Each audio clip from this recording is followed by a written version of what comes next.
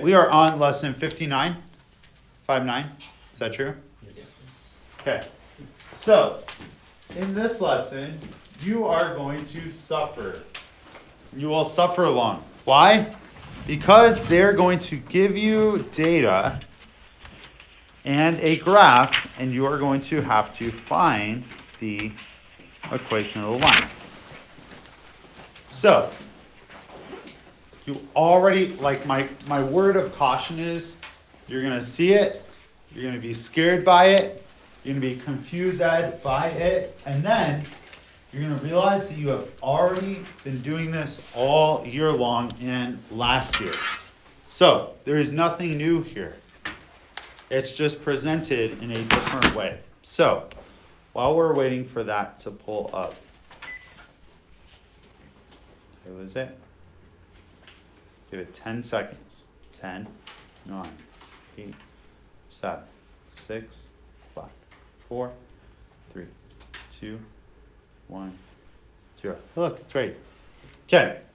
So, your problem with tons of words, and I know that scares everybody, is going to look like this.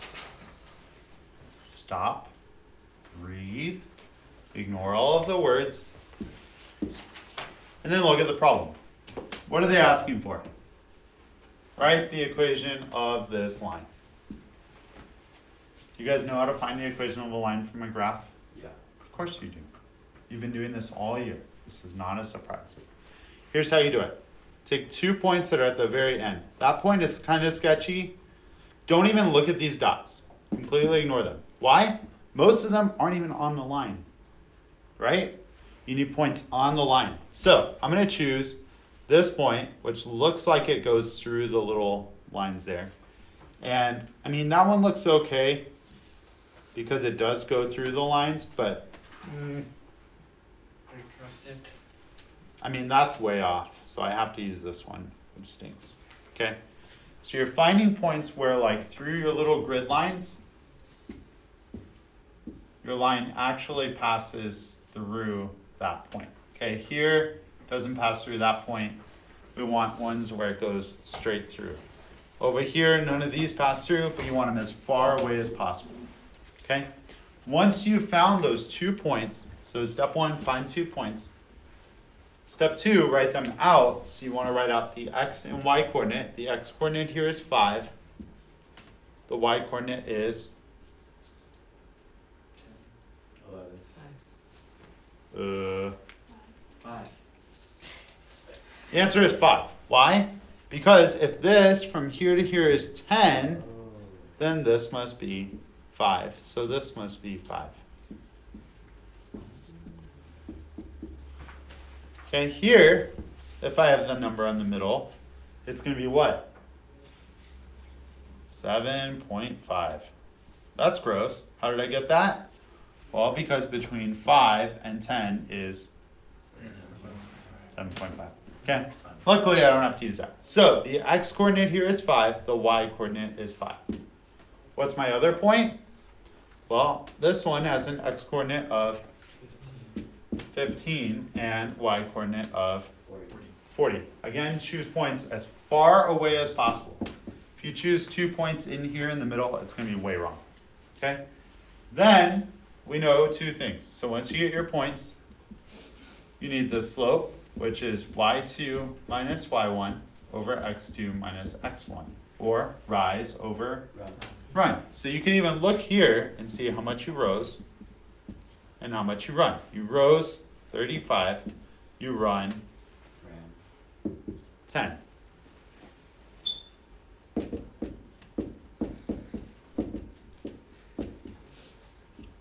Now, this case, because we're talking about sciencey things, right? Copper and bronze and kilograms, you can use a decimal. But I would prefer the reduced fraction. So, your call. What's that? 7/2? Okay, then you're going to find the y-intercept. How do you do that? Y equals mx plus b. This is m. And I'm going to plug in one of these points. This one seems nice. Nope, this one seems nice. We'll use that. Both of them are gross. Okay. What's 7 halves times 5? 35. 35 halves. I'm going to subtract that from both sides, so I have 5 minus 35 halves equals B. 5 is the same as 10 halves. 10 minus 35 is negative 25. Okay, you have done all of this already. The only new step is they give you this giant block of text that says, hey, find the equation of this line. It's hidden right there. And give you the graph. So the answer is y equals 7 halves x minus 25 halves. Yeah. So, just to make sure I'm understanding. So even if we totally like just forgot about all that extra information they gave us and just find like the equation of the line, we'll get the right answer. That's all they're asking for. Okay. Yeah. So notice that experimentally, some of those points don't land on the line. Is that okay? Maybe. Yeah, sure, because this is real life, right? Like fallen world, the world has fallen, sin entered the world, nothing works out perfect anymore, right? We get that. But the issue here is you're trying to find the equation of this line that they gave you.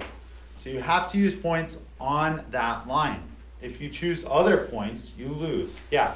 Why is there a random 35 in the middle? Why would not be Because the 35? book, instead of going up and over, which is the correct way to do it, they went this way. Oh. And they did 10 and 35. Oh, of course you can't see it. That makes sense. Random 10 and random 35. That makes so much Okay, sense. let's try another one. I'm not going to do all of this work, but I do want to see if we choose the same points. So, what about that one there? What points would you choose? Go ahead and write them down, and then we'll compare our answers.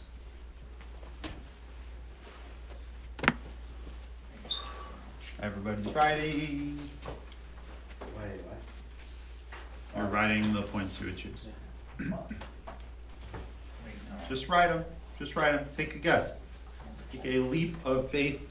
The leap of the guessing.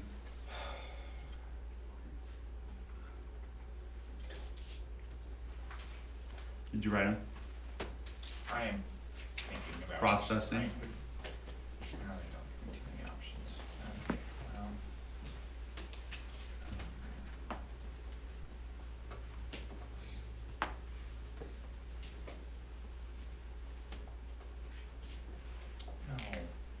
No. Wow. Oh. Okay, this side's gross, right? So what are you gonna do? Well, you're gonna eyeball it. Maybe that point looks like halfway. Even, I mean, that point you could say is halfway, but it's not. Oh no. Okay, so we get to guess. This is a great point, Yeah. right? So that's 10, 1, because each of these is 1. Oh, You gotta check, especially on these, we will get it wrong. Okay, great point there, 10, 1. Horrible point over here. My best guess?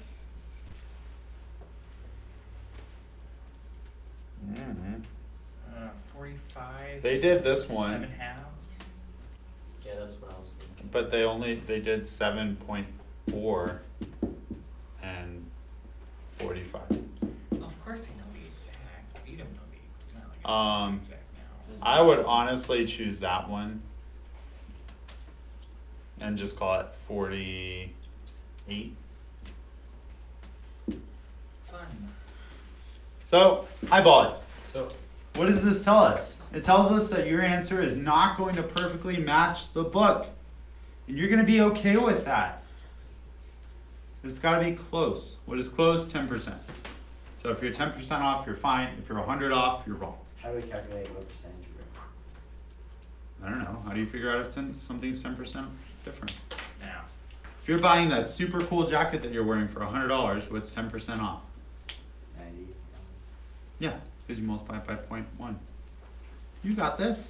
You have the ability to calculate 10%. But there's, what's it called? You're going to look at their answer and you're going to take 10%. So, Oh wait. I did. if you're like hundreds off, probably an issue. If you're like a little bit off, no big deal. Okay? So, that is that. After you find your points, then wait, find the slope. Okay, so did we just put 8 for the y? Yeah, I did, because I chose that point. Okay. Okay, find your slope, plug it in, plug one of those points in, find your y-intercept. Woo! Okay, that is that part. Lesson over? I think not. This lesson also includes a horrible discussion on the following. Horrible. Again, this goes back to your diligence in the building blocks. If you start off strong, if you start off doing all of your homework, not skipping problems, asking questions, you're going to do great.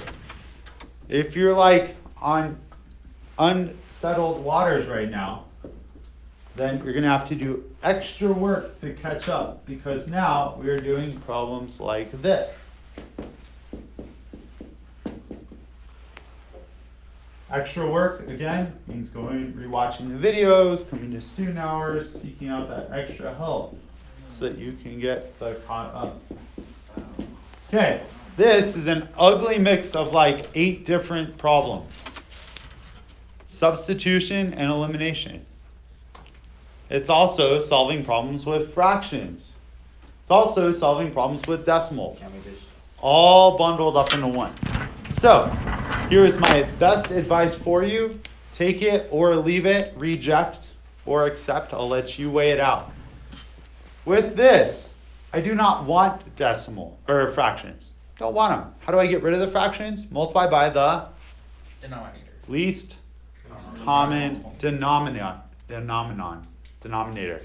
Now, I gave some advice earlier. Many of you ignored it. Remember when I said to multiply by the least common denominator instead of getting them all to have the least common denominator? Right? And you guys were like, no, I like it. I'm just going to, whatever. This is where it comes back to get you. Okay? Because you want to get rid of the fraction. You don't want it to stay there. So, multiply by the least common denominator. What is that? 10. It is 10. I'm missing my accent color. I mean, there's a 2 and 2 5s, so I imagine it's 2 and 5, going to be 10. Oh, I thought that was a Z. my favorite number, Z. We're going to multiply by 10 and cancel. Again, if you want to do it your way, it will still kind of work. It's just going to get gross. Do it my way, please. But you can choose to do it your way. I'm not going to be that math teacher that's like, you must do it my way or you lose. You can try and get away with your way. But there's a reason why I'm telling you to do it my way. Okay, so this becomes 5x plus 6y equals negative 4. How do I get rid of these decimals? You count the number of decimal places you want to get rid of. In this case, I have 2 decimals, 1 decimal, and 2. So the highest number was 2. So I'm going to multiply by 100. 1 with 2 zeros afterwards. If I had 3 decimals, I would multiply by 8,000 because it would be 1 with 3 zeros afterwards. However many zeros, you want to get rid of the decimal. So this will move my decimal over 2. This will move my decimal over 2. So this will become 20. This will move my decimal over 2. So I'm left with success 6x minus 20y equals 104. From there, the problem is simple. Substitution or elimination, and you're good. Here, you must get rid of those fractions, get rid of the decimals. Okay? That's way easier than the first part of this. Yeah. Okay, I see. I'm not solving that. Okay, now we get to the actual difficult part of today's lesson. What? So, First Must have been a really bad golf day. up to this point, it was probably a day much like today outside. Too cold, a little rainy, there's hail there. Like, you don't want to be outside playing. Ain't nobody got time for that. Perfect day. Okay, up to this point, you have been suffering in the following way. They have given you the polar coordinates, and you gave them rectangular. Right? They gave you like 4 at an angle of 30. You were like, oh joy, I want to do this right now. I'm so excited. And then you plugged it into the formula, right? 4 cosine 30 r plus 4 sine 30 u. And then you evaluated cosine 30, which is like 1.7, no, 0.86. 4 times 0.8. Let's do the Huh? R. 3.46. I'll buy that. That's about right. And then over here, R stands for right, U stands for up. Sine 30 is 1/2, so that becomes 2. Thank you. And then you're a happy camper. Yeah. So is it like right and up because they always write the triangle the opposite way that we always write it? Like when they make the 90-degree triangle, like they always have like the right side and the bottom. Oh, okay. that Or makes the sense. left side. Yeah. But Okay. this way is positive, and that way is positive. Yeah. How come it has a negative sign in between them? I don't know. Sounds tough. What? No, Where? I'll show you when I get to it. Depends on what this I angle always is. wrote X and Y. Like if that angle is bigger, then it could be negative. So this describes a point in space. You go to 30 degrees, which is like here, and then you go 4 out. So it describes that point. The other way to get to that point is to go 3.46 to the right and 2 up. Okay, there's 2 ways to get to the same point. So if your angle is over here somewhere, then you're going to get negatives. Because you would go left and then up, or left and then down, which would both be negative. Because negative right is left. You're like, Mr. Belenda, there's nothing new here. Excellent observation, Alex. You were ready. You're like at the edge of your seat. You're like, yes, it's gonna teach us something new.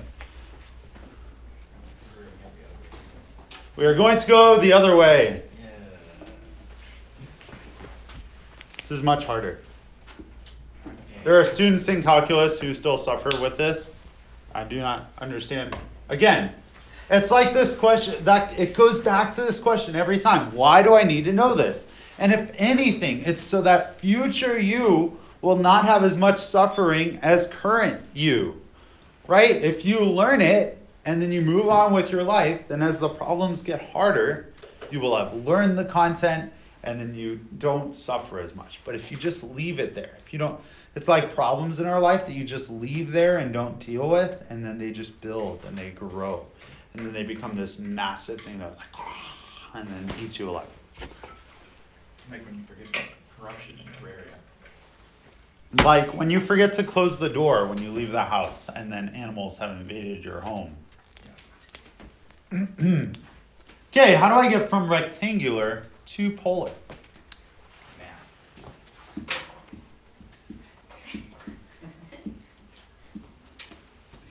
I don't want to do that. Okay, I want to get this to polar form. Here are the steps. There's no nice, easy equation. If you come to student hours and ask, I would happily show you how to program this into your calculator. I don't even have it programmed into my calculator. Oh yeah, I can program basically all of Algebra 2 into your calculator. No, anyways. Okay, so, like completing the square, you can program it so it shows you each step and then you just write them and you like, but you have to have a better understanding of it, of the concept than just, Interesting. anyways, moving on. How do I go from rectangular to polar? Step 1, you are going to sketch. Sketch the point. How do you sketch the point? Well, let's make this harder. We'll do negative. Did I just mess all of you up again? Oh my gosh. All right. Rate it. When in Rome. Okay. So I am going to sketch this. The way I'm going to sketch this is as follows. I go -3 to the right. So if the right is this way, I'm going to go -3 that way, or backwards, which means I go to the left. I'm going to go -4 up. What's the opposite of up? Down. Down. Negative, another way to say that is opposite. Therefore, we are going to go the opposite direction of up, which is down. How many spots? 4. So once I've gone over 3, I'm going to go down 4. There's a reason why they put it in this order. Because you go over 3 and then down 4. Here's how you do it wrong. You go over 3 and then you decide to go over 4 and you do that. That is wrong. This is right. Wrong. Right. This will not help you. It is useless. Okay? So instead, imagine you're like following a treasure map. You go over 3, then you go down. Like you're here now. Now you're going to go down 4. And that becomes your triangle. Your triangle should always have a line that touches that point. The middle. The origin. Okay, now, in order to get to polar form, I need 2 things. I need a direction and I need an angle. Okay, not to be confused with the angelic beings, those are angels. Okay, so direction or magnitude and direction. What's the magnitude or how far I went? Well, that is I keep losing my mic. Okay. That is this distance. So, question is, what is the hypotenuse of this triangle? If this is 3 and that's 4, the hypotenuse is, well, we'll find it by the Pythagorean theorem. In case you don't know that it's, everybody? 5. That's 5. So, you're going to sketch, you're going to find the magnitude. So, a squared plus b squared equals c squared. A is 3, b is 4.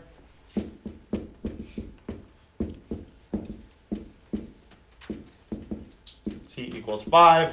That goes straight into this.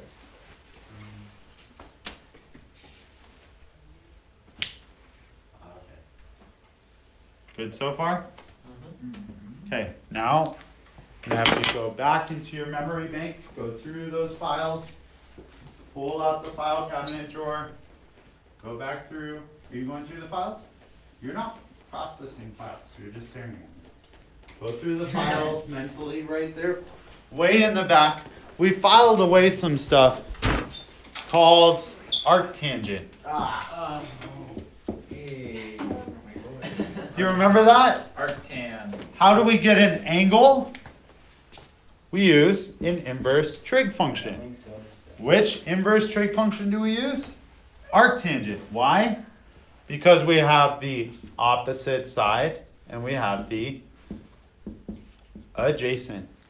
Tangent is opposite over adjacent. So arctangent will accept, it will receive the opposite over adjacent and give us an angle.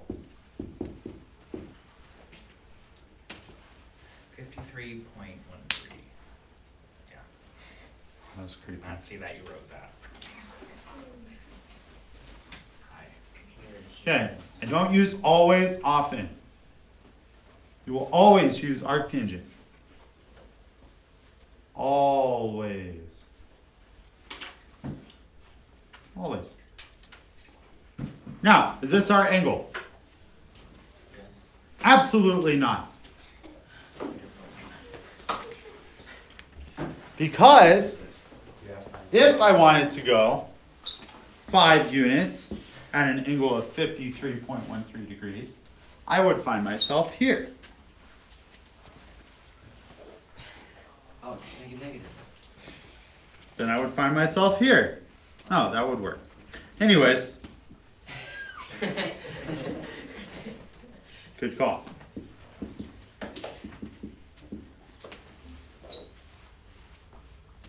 Okay, think the difference between like car and airplane. Right? Rectangular form is your car. You can only use roads, hopefully. right? So you're not going through buildings and stuff, right? People's homes. You have to go like over and then up, right? Or in this case, you have to go back and down. You have to use roads. Airplanes or helicopters, they don't care. They just find the angle and they go straight there. Okay? So, we're converting between how a car would get there and how an airplane would get there. What's our problem? We always define angles starting here. Otherwise, you wouldn't know which 53.13 I was talking about. Okay? So, how do I get to this angle?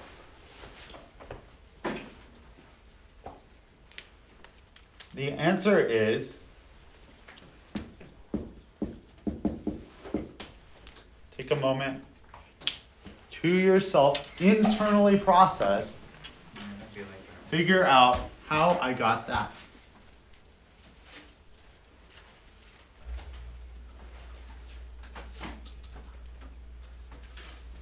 How do you get from 53.13 to 233.13? Internally process. It's not about. Oh. Internally I know process. it. But you're talking, that's external process.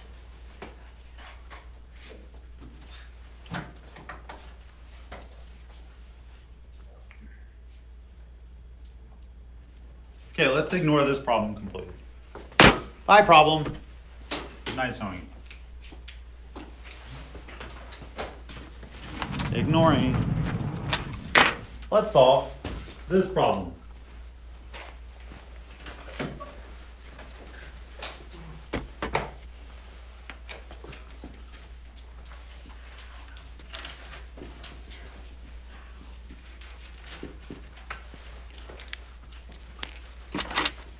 What is this angle?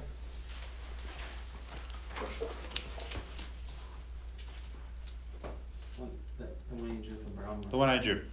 What's that angle? Everybody. 190. 190. Why is it 190? So you have 180 plus 10. Yes? Yes. So what's this angle? It's 180 Oh!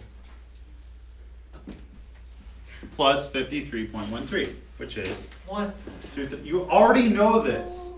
This is, I told you, go through the file cabinet. Okay? It's in there. It's up there. I feel so dumb. You just have to like look through the files. You look like a little mouse. You're like ready to, a little ratatouille, like eat some food or something.